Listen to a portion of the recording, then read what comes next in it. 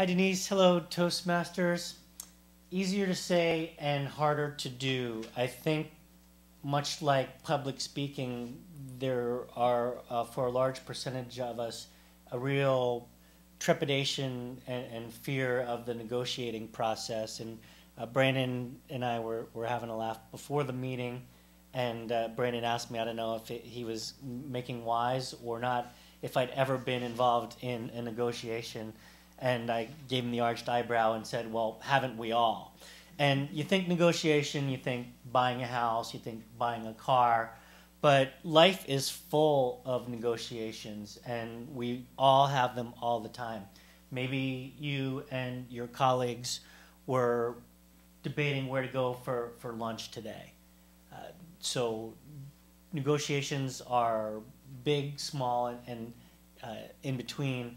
And there's some things that I've learned over the years about negotiations, and hopefully I'll be able to share a little bit of that with you tonight. So I guess the math behind it is that in a negotiation, there's three likely outcomes, and one is win-win, the other is win-lose, and then the third would be lose-lose.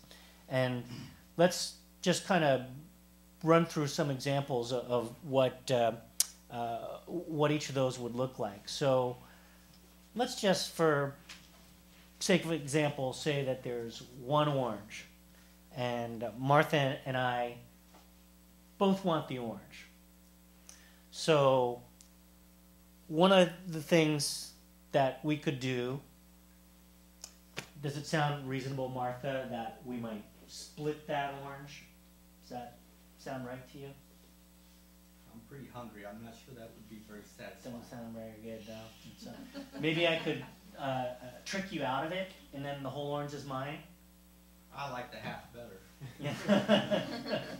Or maybe, I mean, if we're both agreeable, we split that orange, and ostensibly that's a win-win. But let's talk about it. I want the orange because I want to make marmalade. And you want the orange because you want to make orange juice. So in the course of dialogue, me asking you what you would like to do about the orange, this becomes apparent. And now I'm seeing a creative way to solve this problem that is a more conducive win-win. You get the juice, I get the rind, everybody's happy. If we split the orange, maybe it's a lose-lose.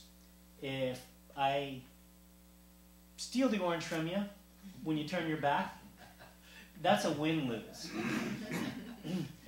So I guess the thought that I'll leave you with is one of the things that you can do is explore what your objectives are, and then also who you're,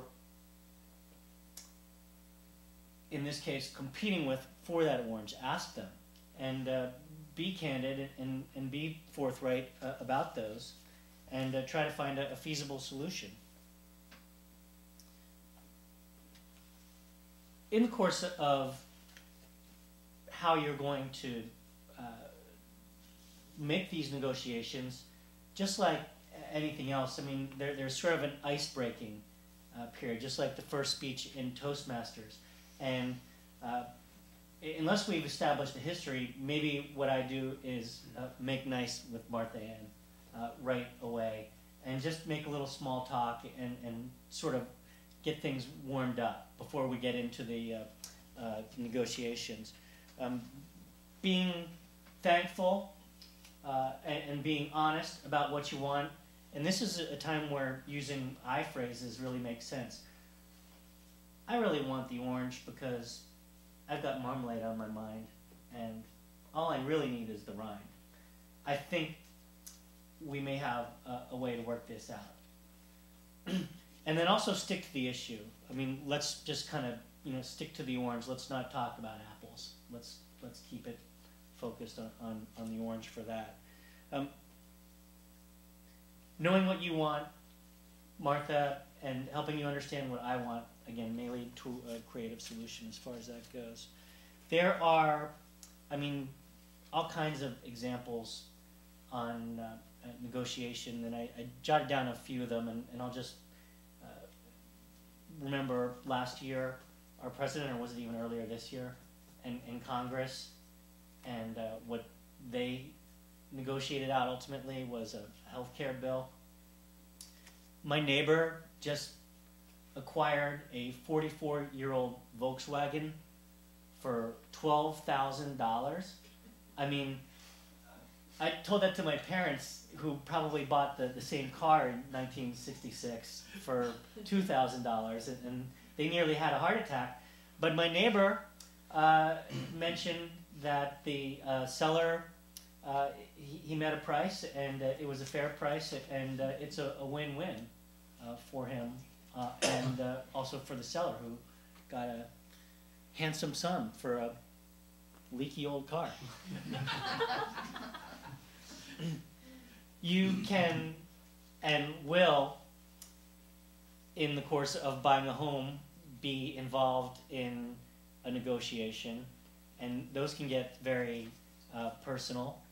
And along those lines, I've asked Veronica to come up, and we're going to do an example of a negotiation.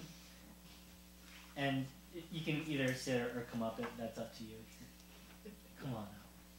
So what the setup is that I'm a prospective home buyer, and Veronica is a home owner, and Veronica bought her home 4 or 5 years ago, and she got a good price on it and has really spiffed it out.